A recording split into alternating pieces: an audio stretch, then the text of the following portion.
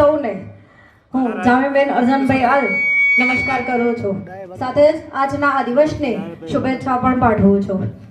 દેશની સલામ દીકરીને નામ આ અંતર્ગત આજે ધ્વજવંદન વિધિ કરવાનો લાભ મળ્યો છે.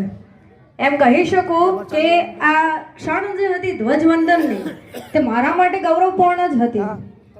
પણ આ ગૌરવપૂર્ણ ક્ષણનો લાહવો લેવા માટે પણ ક્યાંક ને ક્યાંક મારી પાછળ ઘણા લોકોએ કામ કર્યું છે.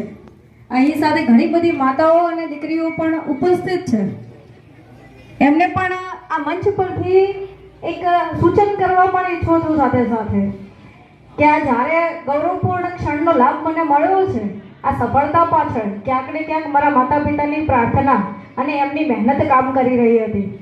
એમણે મારા પર જે ભરોસો બતાવ્યો એના પ્રતાપે જ કદાચ અહીં આ મંચ પર ઉપસ્થિત થવાનો લાહવો મને મળ્યો છે.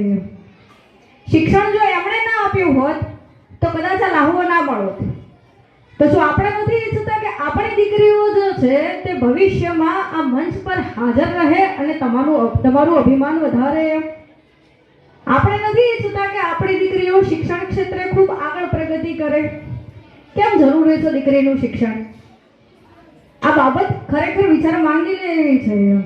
સમાજ આજનો જે આધુનિક જમાનો છે ખૂબ પ્રગતિ કરી રહ્યો છે અને આપણી દીકરી એ સમયે પાછળ રહી જાય એ ક્યાં ચાલે? હવે રાજા જનકે માતા સીતા માટે શ્રી રામને શોધ્યા હતા. અહીં હું કટાક્ષ નથી કરતી, પણ કદાચ શ્રી સીતા માતાના નસીબમાં ક્યાંક ને ક્યાંક થોડીક તકલીફો હતી એટલે એમને 14 વર્ષનો વનવાસ અને અંતે લોકલાજના કારણે એમ શ્રી રામ દ્વારા એમનો ત્યાગ કરવામાં આવ્યો હતો. દીકરીના જીવનમાં ક્યારે તકલીફ આવશે કોને ખબર પડશે?